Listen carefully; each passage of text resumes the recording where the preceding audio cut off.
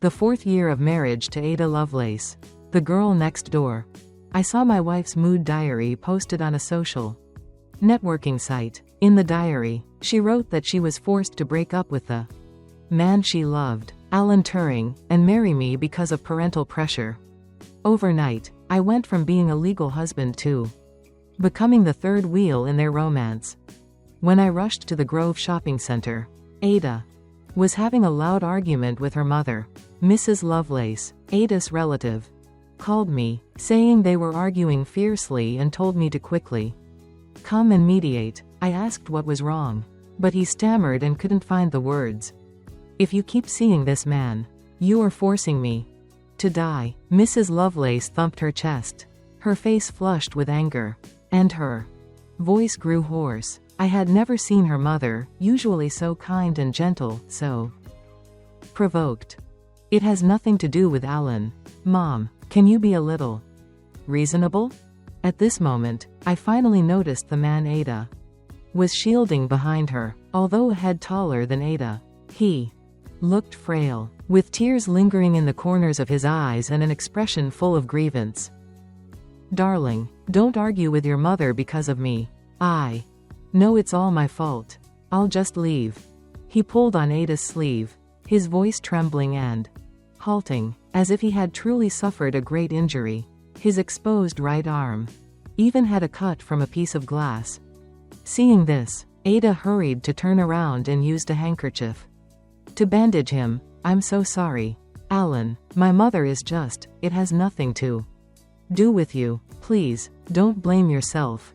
Ada meticulously tended to his wound, her words growing several degrees softer, exactly like the tone she used when coaxing me to drink hangover soup.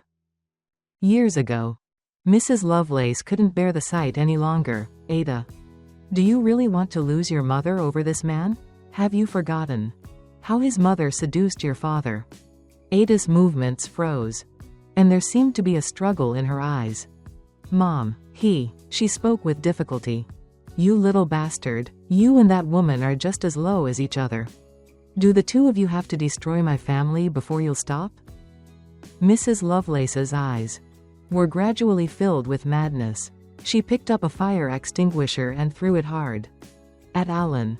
Ada pulled Alan away, causing the fire extinguisher to hit me, the person standing right behind them, without missing by an inch. A sharp pain surged through me. I touched my forehead. Alan, are you hurt? Ada was anxiously checking on Alan. Only a moment later did she notice me. Feeling a bit guilty, she let go of Alan and ran toward me. Honey, are you okay? Does it hurt? I was about to speak, but was interrupted by a sob. Ada hadn't even touched my forehead before she immediately turned back to check on Alan. I'm sorry, I've caused more trouble for you. Again. Don't say that. I'll take you to the hospital. His face was also scratched, with 2 visible bruises.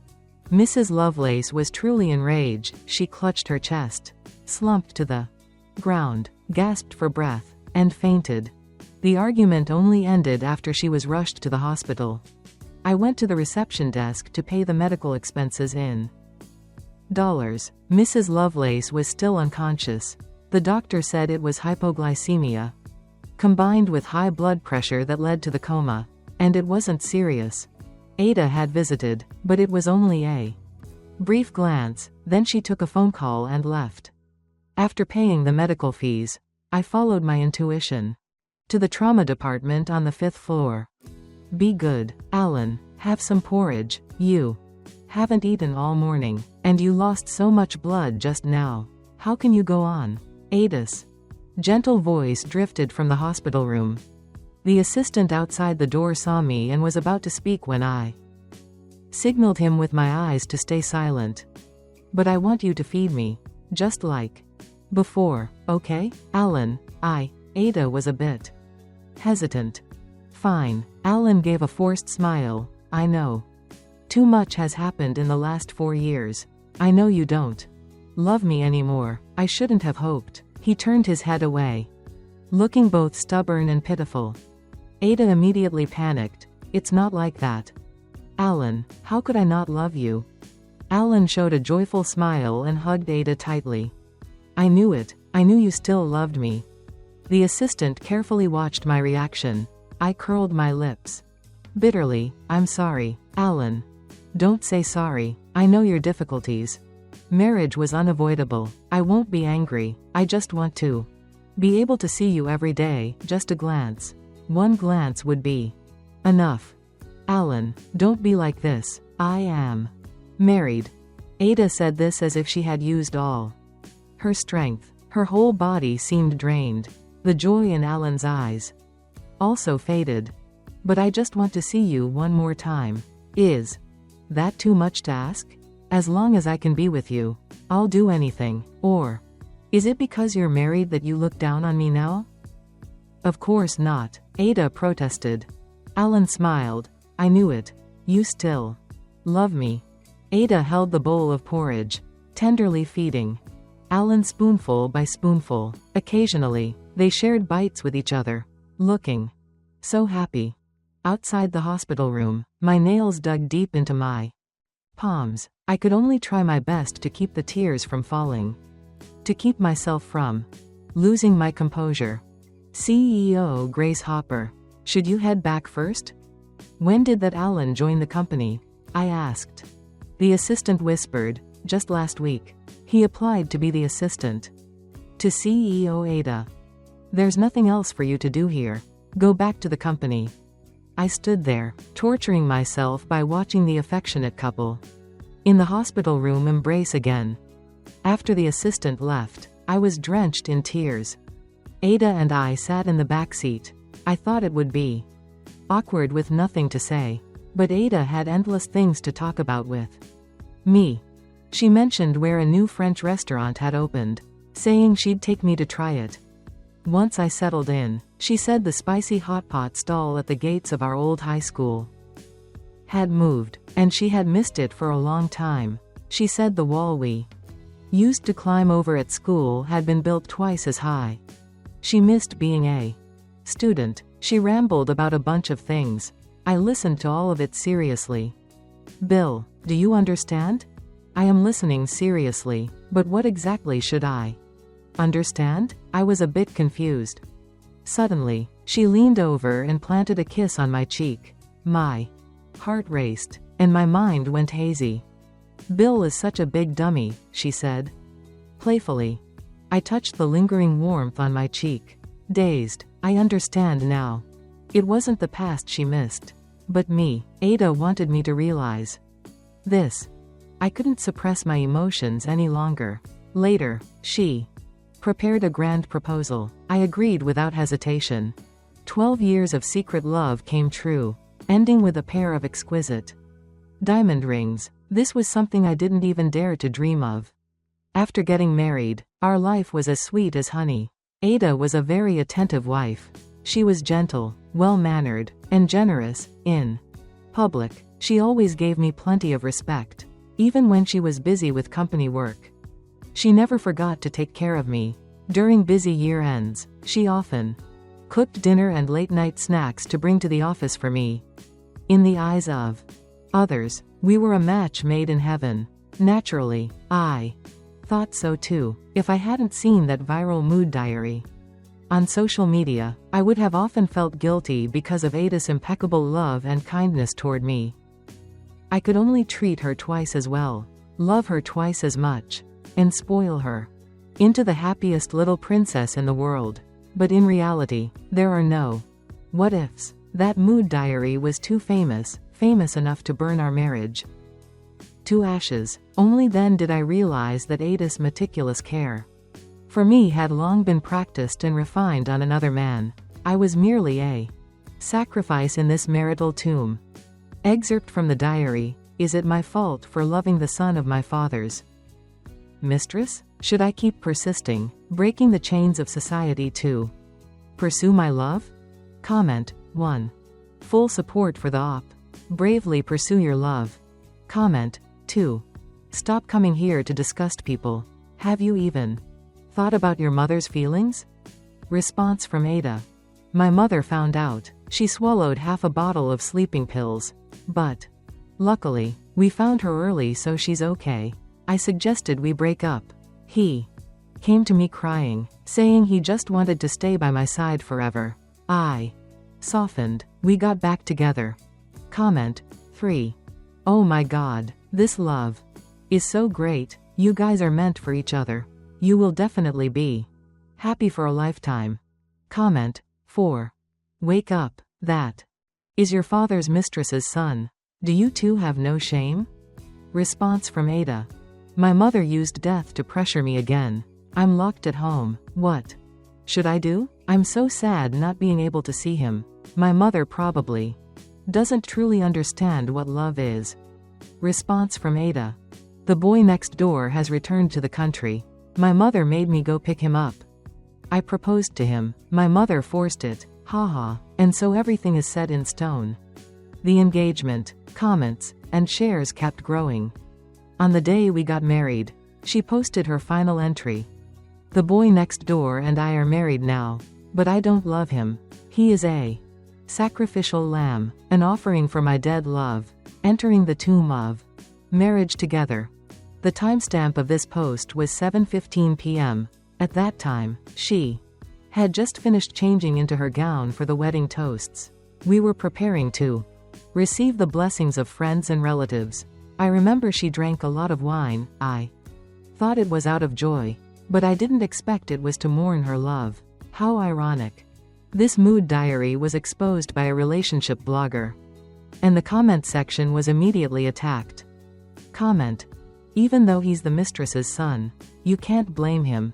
The OP's mother is truly too unreasonable. If you don't love the boy next door, why did you propose to him? He isn't just a cog in your story. Disgusting. I'm done. Are you brain dead? You can even love your father's mistress's son. Hurry up with the sequel. I want to see you and the son run away together. This is true love. Comment. Is the person above also brain dead? Even if there's a sequel, the op won't die in peace. The boy next door's heart for you is sincere. Someone like you should have to swallow 10,000 needles. There were nearly 50,000 comments. I read every single one. My hands trembling but refusing to stop. Ada answered one question. You married the boy next door. But what about the other guy? Response from Ada. I will always love him. My heart only beats for him. On the living room wall and at the head of the master bed hung our wedding photos. How happily Ada had smiled. I didn't know that happiness could be faked so well. During the days she was intimate with me, what was she thinking? Did she feel disgusted because the person beside her wasn't Alan, the one she loved? What I thought was a dream come true was actually falling into a lie. That night, I was busy hosting guests, completely oblivious to Ada's strange behavior. It was only after seeing the guests off, when I went downstairs to find her, that I saw the tall Alan under the shadow of a tree, looking down at Ada deeply and affectionately. He cupped her small face, lovingly unwilling to let go. Darling, I've imagined it countless times, you appearing at my wedding just like this. Ada turned her head away, slightly dodging Alan. Alan. I'm sorry. I know, darling. Just let me know that you still love me, and I will be satisfied. As long as I can see you every day, I'll endure anything. Ada finally couldn't hold back anymore and rushed into his arms. You're a fool. A big fool. I thought to myself, ha ha. She once said, Bill is a fool, too. But Alan, Bill is so good to me. I can't let him down. She composed her emotions and pulled away from Alan's embrace. Darling, I will try to restrain my love. But you must remember, I will love you forever. How profound, how touching. Should I take the initiative to step aside and fulfill the wishes of this lingering divine couple? Every time we were intimate, when Ada whispered in my ear that she loved me, in her heart she was probably calling out for Alan. Fulfill them? Based on what? Whose love isn't actually love? By the time I clicked on that post again, The account had been deleted. I went to the hospital room to check on Mrs. Lovelace. She was still unconscious. Ada was by the bedside. But she hadn't noticed that the IV bag was empty. She was fiddling with her phone screen, smiling radiantly, seemingly chatting with someone on WhatsApp. I looked closer.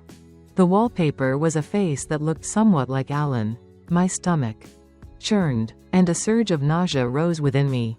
I had to leave here quickly, or I'd be sickened to death by these two women. After the nurse came to change the IV, I smiled. I drove to my parents' house. "Oh, why aren't you with Ada today?" Seeing me alone, my mother was a bit surprised. After marrying Ada, we had moved out on our own. It felt like it had been a long time since I came home alone to visit. My mother always said with a smile, "As long as my son is living well, I'm satisfied." Now, looking closely, the wrinkles on her face had increased. "I missed you and Dad. Why wouldn't you be welcome?" My mother froze for a moment at my words. Perhaps she noticed something unusual about me. After all, I hadn't been so blunt with them before. "Hey, I'll make the sweet and sour ribs you like best." When evening came, I still hadn't gone back to my house. "Did you have a fight with Ada?" my mother asked as she walked in. "Mom, when Ada and I got married, did you ever think this day would come?" After Ada proposed to me, I had agreed without a second thought. She knew I had always secretly loved Ada. She also knew that even though she saw through it, I couldn't be reasoned with. The night before the wedding, she talked to me and gave me one piece of advice: "Son, marriage's greatest taboos are betrayal and suspicion. No matter how far the two of you go, remember, what you gain is your blessing. What you lose is your fate. What you gain is your blessing. What you lose is your fate." But, from beginning to end, I never truly had Ada. When we were young, our two families were neighbors. So we often played together, went to school together, and came home together. She was very mischievous, skipping school every day or dragging friends to the internet cafe. Mr. and Mrs. Lovelace couldn't do anything with her, so they asked me to look after her. Strange as it was, she wouldn't listen to anyone but me. Sometimes I just had to give her a look, and she would sit quietly and do her homework. Mrs. Lovelace would say, "Only Bill can handle this little demon." As we got a bit older, we passed the exams for the same high school. Ada was already beautiful at that coming of age. She naturally attracted many boys. Once after school, I stayed in the office to help teachers grade papers and didn't walk home with her. When I reached the school gate, I heard Ada's cry for help: "Stay away. If you keep this up, I'll call the police." 3 thugs surrounding her were from the vocational school nearby, known for causing trouble. "Ha ha ha, pretty girl, calling the police is no fun. How about we take you somewhere to play a better game?" Hearing the filthy words of these thugs, I immediately flew into a rage and rushed to fight them. But at that time, I was just a high school student who only knew how to study. How could I fight 3 punks who had already been toughened by the streets? They pinned me to the ground, beating me until my head bled. Eventually, a nearby teacher heard the noise and rescued us. On the way to the hospital, Ada cried hysterically, clutching me. "Bill, you absolutely cannot let anything happen. From now on, I'll listen to you. I won't be mischievous anymore." Sob. I wanted to wipe her tears, but my hands were covered in blood. In the end, I raised them and then let them fall. "Bill, don't be afraid. We're almost at the hospital. I will always be by your side. I will always be by your side." At that moment, I really wanted to ask, how long is always? Is it forever? Until the day I die? But I had no strength left. I always remembered that sentence, "always by your side." I thought always probably meant forever, but I didn't realize how much regret the words of youth could hold. The next day, Ada drove over to find me. "Why did you go to your mother's house without telling me?" I didn't even have time to prepare a gift. She looked no different than usual. Still the filial daughter-in-law and attentive wife. I missed my parents, so I came back. It's no big deal, I said indifferently. She took my arm. Today is Dad's birthday, we have to go back for dinner. Honey, are you sad? What happened yesterday was an accident. That boy is just a friend of mine, there was a misunderstanding with my mother. So, no need to explain. I interrupted her, not wanting to hear these clumsy lies. She froze for a moment, not expecting me to react that way. Oh, come on, honey. Don't be jealous. In a few days, once I finish the company work, I'll spend quality time with you. As compensation, okay? She used to do this often. She would neglect me for certain things but would always make it up later. I always thought this was a sign that she cared for me. But in reality, if she really cared, she wouldn't have neglected me so many times. Mrs. Lovelace was discharged after a day of rest.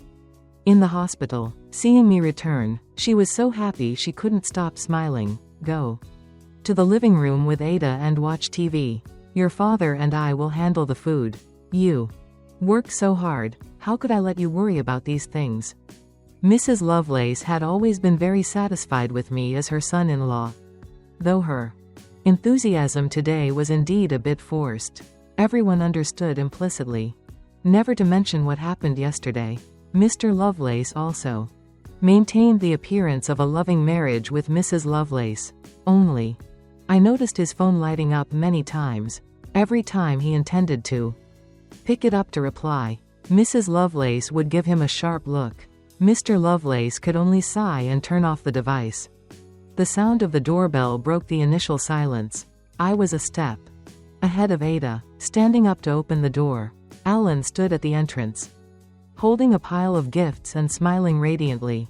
He saw Ada behind me and brushed past me to walk straight in. Ada, I knew today was your father's birthday, so I came specifically to visit. Ma'am, sir, happy birthday. May you have a long and prosperous life. Ma'am, this supplement cake helps with skin beauty. My mother is also using it, so I bought it specifically for you. His gestures were dignified and impeccable. Mrs. Lovelace threw the gift he handed her onto the floor. Get out. You are not welcome in this house. Ma'am, I only wanted to apologize to you. I had no other intentions, Alan said with a look of grievance. Mr. Lovelace hurried forward to stop Mrs. Lovelace and picked up all the gifts from the floor. Thank you. Alan, Ada's mother isn't feeling well, don't take it to heart. Stay and have dinner with us. The look in Mr. Lovelace's eyes as he watched Alan held an obvious tenderness, as if he were treating his own child. Mrs. Lovelace was so angry she was speechless. I supported her. I'll take Mom back to her room to rest first. As I walked out of the room, I saw a scene that looked like a family of 3 having dinner. It was even more harmonious than when the 4 of us were there earlier. Mr. Lovelace affectionately placed food in Alan's bowl. Young people should eat more. Thank you, Mr. Lovelace. Alan laughed contentedly. He then placed a piece of sweet and sour ribs in Ada's bowl. You should eat more too, you're all skin and bones. His eyes intentionally or unintentionally glanced at me. I walked out of the room and sat down beside Mr. Lovelace. My original seat had been taken by Alan, very close to Ada. Ada somewhat awkwardly introduced us. Honey, this is my friend, Alan. Alan, this is my husband, Bill. Friend? It turned out the son of her father's mistress could simply be called a friend. I said nothing, just lowered my head and placed a peeled shrimp into Ada's bowl. Alan frowned and picked the shrimp out, peeling it with your hands like this is so unhygienic. Bill, why are you so inconsiderate toward her? Don't eat the shrimp. Ada, have another piece of sweet and sour ribs. Be good. He acted as if I didn't exist, even deliberately provoking me. Ada didn't mind, she even placed food in his bowl. Excellent. I had gone from legal husband to an outsider. Seeing that my mood was off, Ada finally placed some food in my bowl. Honey, This meatball is delicious. Alan spoke up again. Bill seems unhappy. It's not what I just said that made you angry. Is it? Ada, you know I'm a doctor. So it's hard to avoid a bit of professional habit. Previously, you ate something unclean and had to go to the hospital to have your stomach pumped. I'm truly afraid of that happening again. Bill probably doesn't know, at that time. Bill hadn't returned to the country yet. I knew he said that on purpose, intentionally bringing up memories belonging only to the two of them, wanting to create a gap. Sure enough, Ada hurried to comfort him. Alan, don't overthink it, he isn't that petty. He's just too tired from yesterday. Alan's sharp eyes stared at me, his words full of irony. You and Bill are indeed very affectionate. I couldn't stand the atmosphere anymore and stood up to leave. I'm full, honey. Ada stood up to follow me, but was pulled back by Alan. Ada, today is Mr. Lovelace's birthday. How could you not stay with him? If Bill is full, let him go outside for some fresh air. Ada eventually sat back down.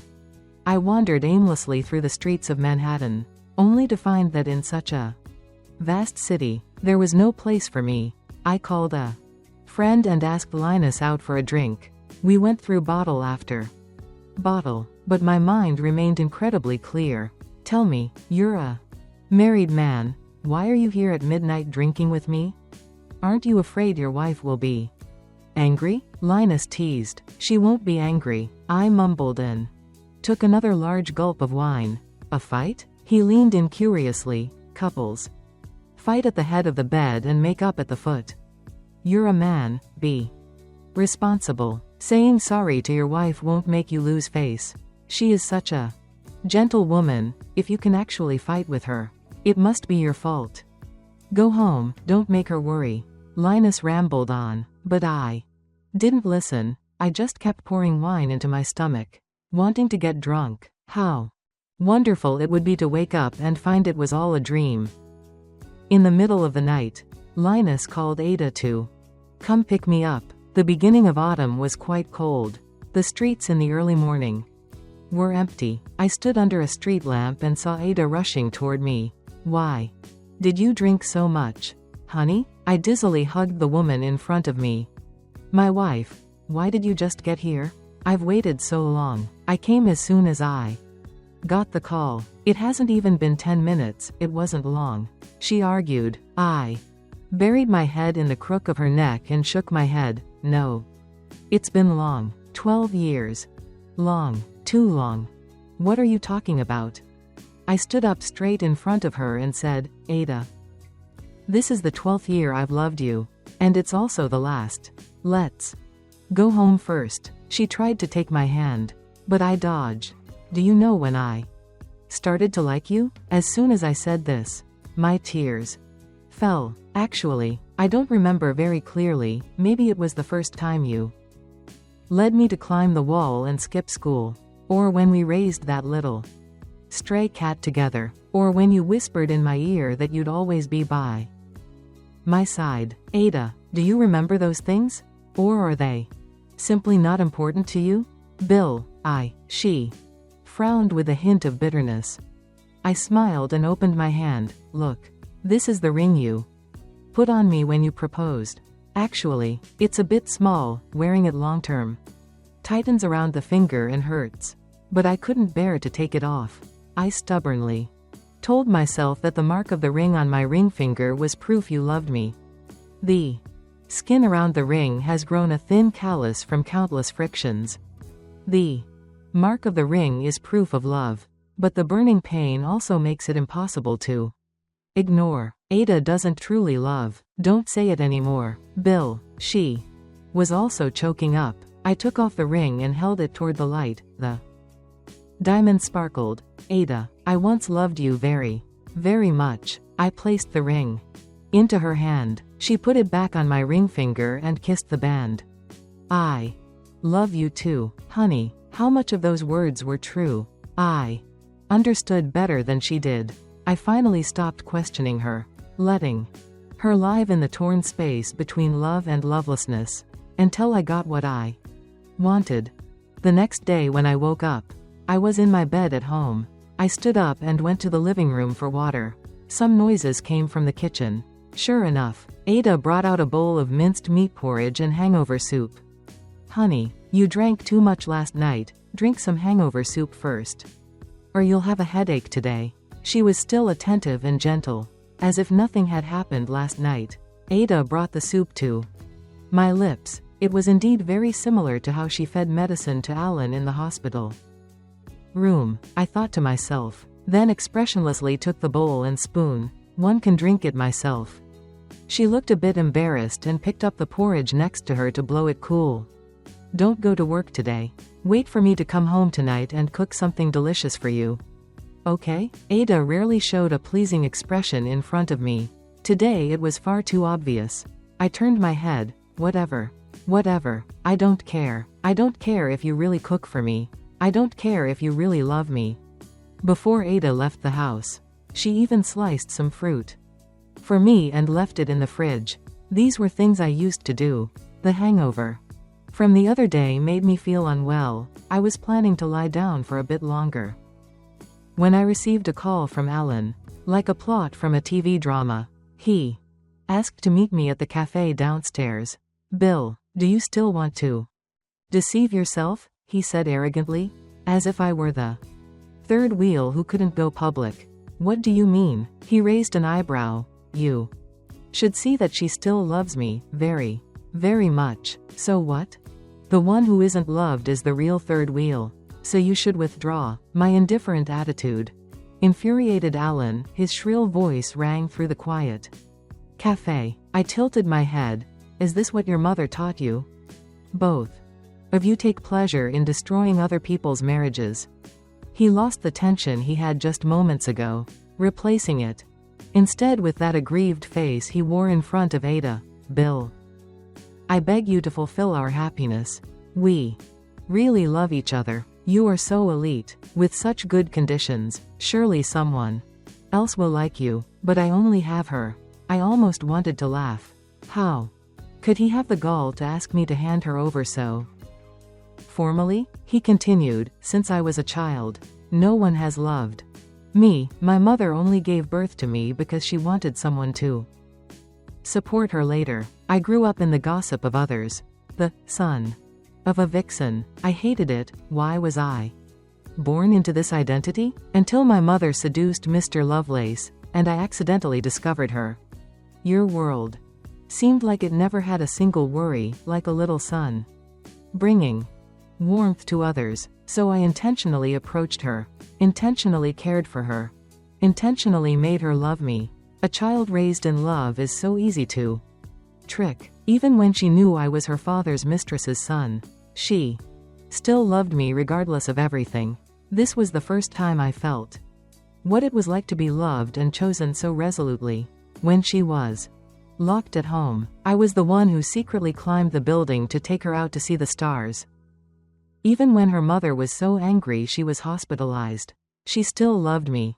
If that old woman hadn't used death as a threat, we would have married long ago. So, Bill, the marriage you are enjoying should have been mine. I beg you to give it back to me.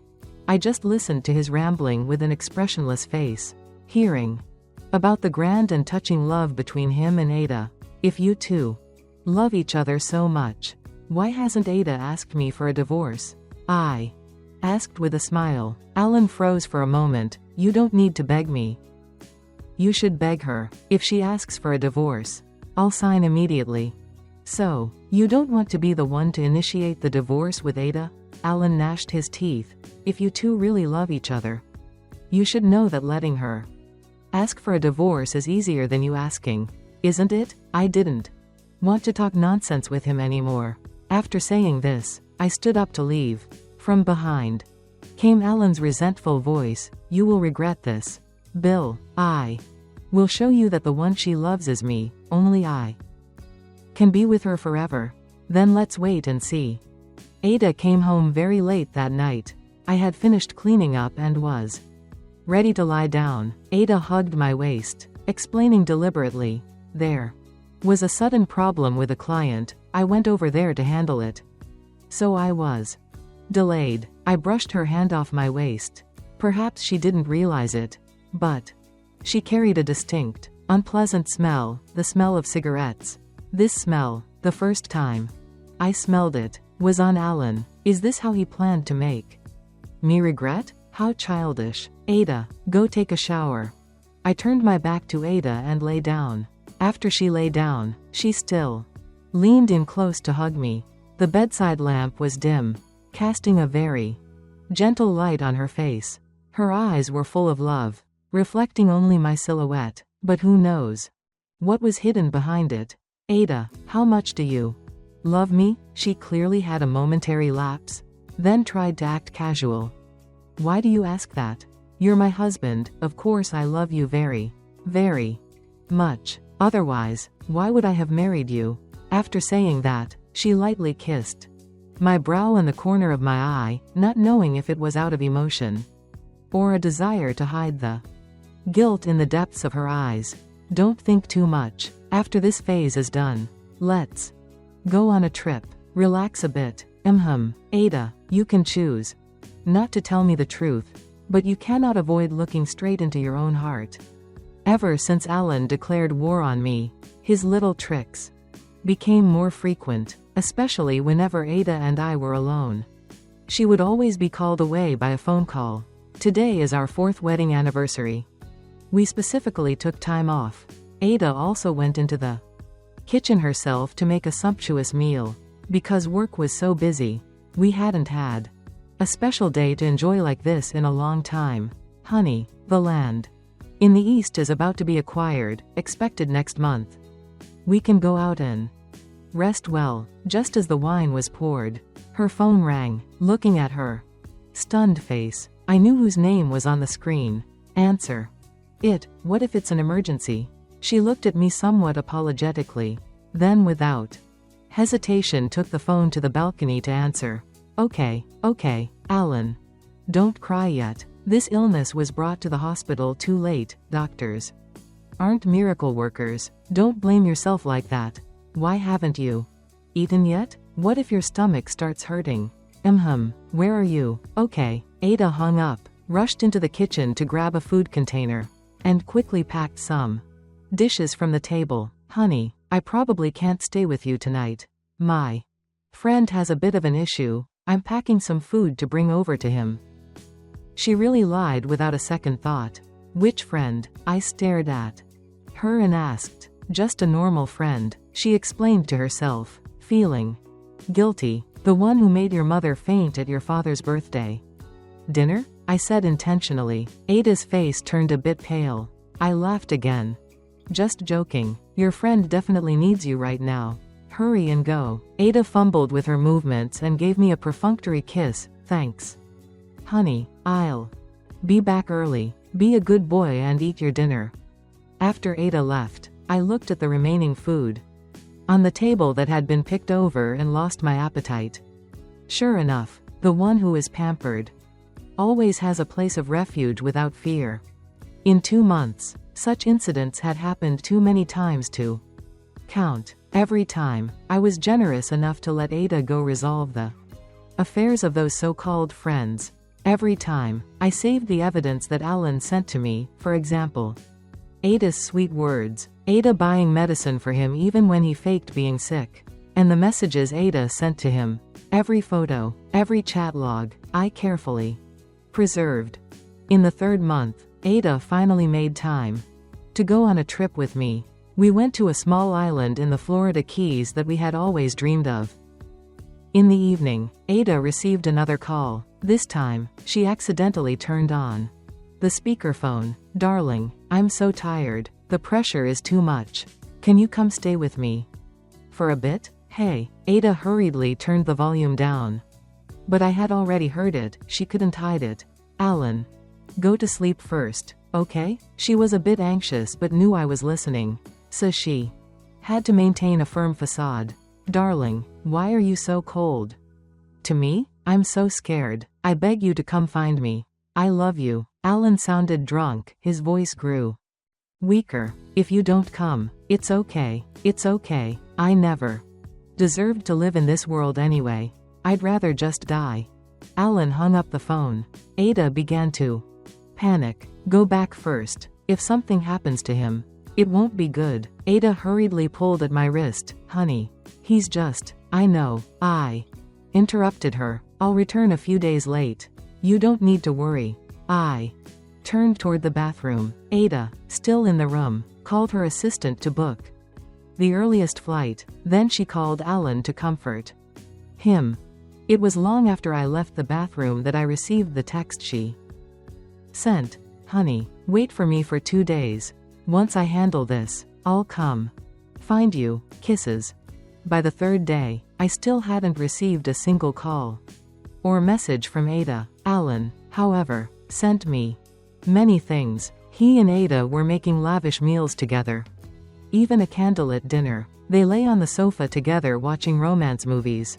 He kissed the corner of Ada's mouth, and she was only surprised, offering no resistance. They walked hand in hand on the street, as sweet as any other couple. The final photo was at a hotel, under a pristine white blanket. Ada was sleeping peacefully. I saved them one by one. Alan message. Bill, as long as you say the word, she'll return to my side.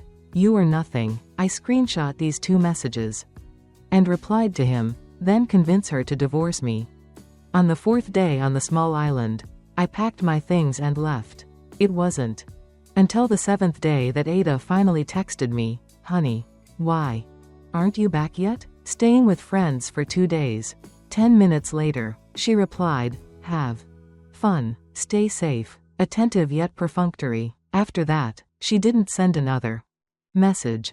I stayed at a bar, continuously drowning myself in drinks. My friend stopped me. All right, do you want to live drinking like this? Think about it. You have a successful career, a virtuous wife at home. What more do you want? Besides, you loved Ada secretly for so many years. Shouldn't you be happy now that you have her? But how does she treat us? My friend grew even more astonished. Your Ada is a virtuous wife and a good mother. Beautiful and talented. What are you unsatisfied with? I opened my photo album and showed the photo of Ada and Alan kissing to my friend. Look. This is my good wife. He went silent. I stayed away for another 3 days before returning. The house was a portrait of stillness, exactly as it was before I left. The kitchenware told me that Ada hadn't even come home. I moved my personal belongings from the master bedroom to the living room. Ada happened to return just then. Honey, what are you doing? There's a project near Silicon Valley that needs urgent handling. I'm coming home late and afraid of waking you. So I'm moving to the living room. Honey, are you mad at me? Is it because I broke my promise that you're angry? She followed behind me, looking a bit aggrieved. You're overthinking it. I ignored her emotions. Since you were with friends, I won't blame you. I intentionally emphasized the word friends. After returning this time, I dedicated more time to work. The Eastern project still had issues. Lately, I had been working constantly, and the time Ada and I spent meeting or talking privately grew less and less. Occasionally meeting at the company, we only exchanged simple nods. The once affectionate model couple was now more estranged than strangers. There was gossip, but I didn't care. However, even if we were private, and Ada and I didn't want too many entanglements, when it came to parties or visiting our parents, I was still willing to play the role of a good husband. Ada's family has a major voice in the business world. When our families first allied through marriage, I also gained many benefits. Now, naturally, I couldn't just discard that. At parties, I was always attentively by her side, taking drinks for her, helping her network, and managing complex relationships. I did these things without a single flaw. Everyone said we were a talented and beautiful pair, destined for success in the market. But they didn't understand, they didn't see that I was using Ada as a shield. This was perhaps the only reason I hadn't proposed a divorce yet.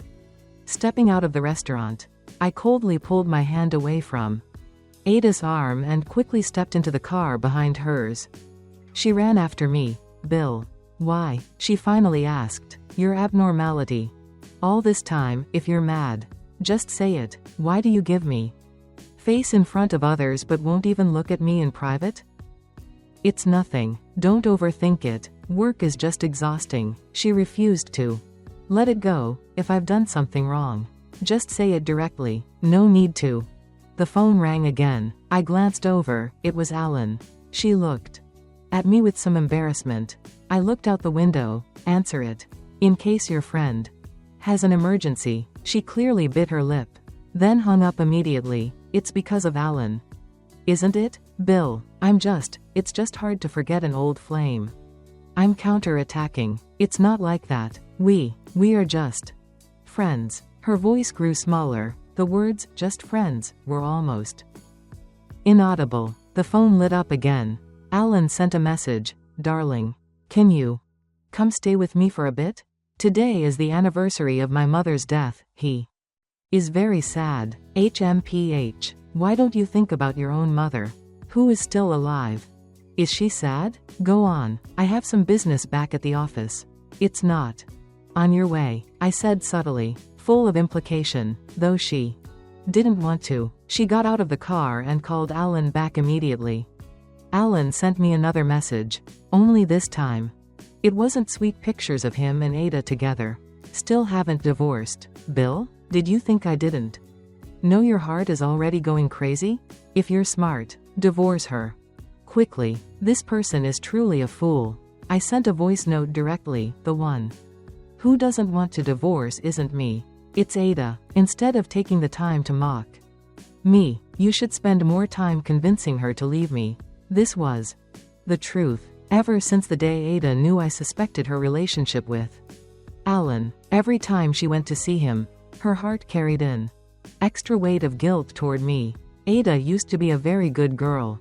The moral torture was undoubtedly making her suffer more. Bill, look, I brought some gardenias for you. I didn't take them. The gardenias were beautiful, but they carried the scent of cigarettes, making them repulsive. I still have to go to the office to work. My resistance only made Ada more proactive. Perhaps it was the guilt and the bad conscience at play. She treated me much better than before, becoming even more meticulous. Every day I worked late at the company, and she, day after day, without change, prepared breakfast and lunchboxes for me. On cold evenings, with bone-chilling winds, she came to bring me late-night snacks. You've been so busy lately. I stewed black chicken soup to nourish you. Clients in the office looked on with admiring eyes. CEO Bill truly married a virtuous wife. All the company employees knew that Ada was an impeccable wife. Every day she waited for me to finish work downstairs, and seeing me walk by, she would, like a magic trick, present a small bouquet of gardenias. In the car, there were often snacks she prepared, sometimes the sugar-roasted chestnuts I liked, sometimes pre-cut fruit, sometimes pineapple cakes she queued for a long time to buy. In short, she exhausted every thought to please me, but I didn't even touch them. I gave the late-night snacks and lunchboxes directly to my subordinates. Many snacks in the car remained untouched until they spoiled and had to be thrown away. Finally, after this state lasted for over a month, Ada erupted, throwing the daily lunchbox she brought me onto the floor. Why, Bill? If you don't like the food, you can tell me. Why give it to others? I already told you. I was puzzled. The third time she brought it, I told her I didn't like it and asked her not to bring it anymore. But she didn't seem to understand. Bill. She was a bit helpless. Don't treat me like this, okay? You make me feel like you don't care about me anymore. Don't love me anymore, and don't need me anymore. Your attitude all this time makes me feel so insecure. Don't be like this, okay? She hugged me tightly, burying her face in my chest. I took a deep breath. The cigarette smell was still very distinct. You're afraid because you have a guilty conscience. Ada. I'm going to take a shower. I have work tomorrow. I pushed her away, intentionally letting her hear the muffled sounds in the bathroom and the sound of the door opening. 7. I cleaned up and headed out.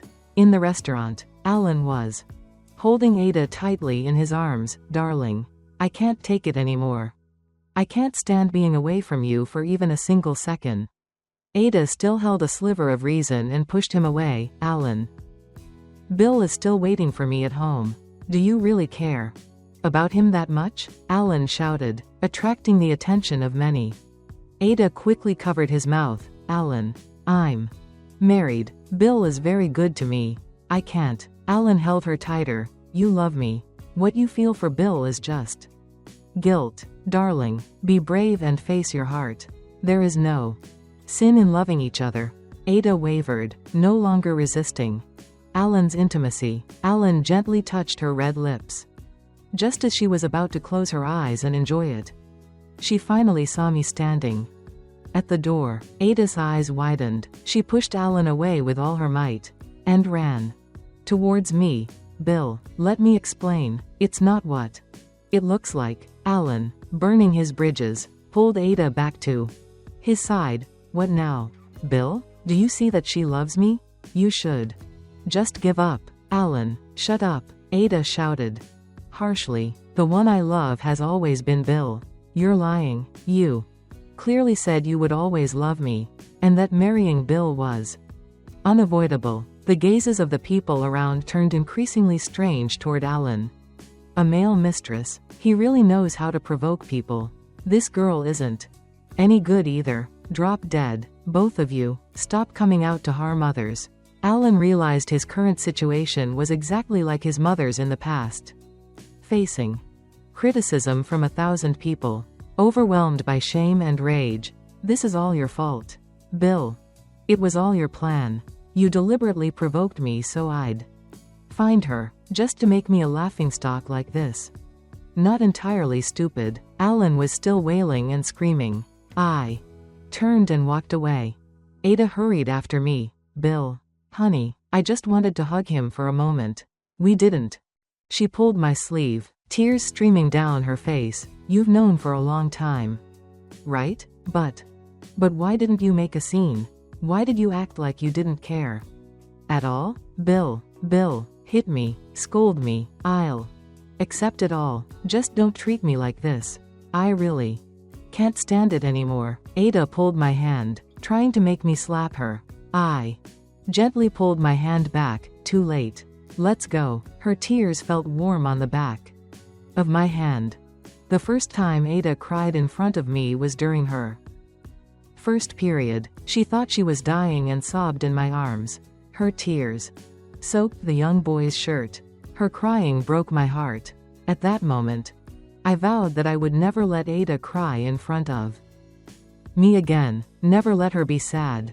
But now, seeing her cry, I felt nothing at all. She leaned against my chest, whimpering. Bill, I was wrong. I didn't know whether to comfort her or push her away. It seemed neither was necessary. Ada cried all night in the bedroom. The next day, while preparing breakfast for me, her eyes were as swollen as walnuts and her voice was hoarse. She still drove me to work as usual, preparing lunchboxes and snacks for me. She even brought warm clothes when it got cold. CEO Bill, CEO. Ada treats you so well. You two are so sweet. Someone exclaimed. I just smiled and let it pass.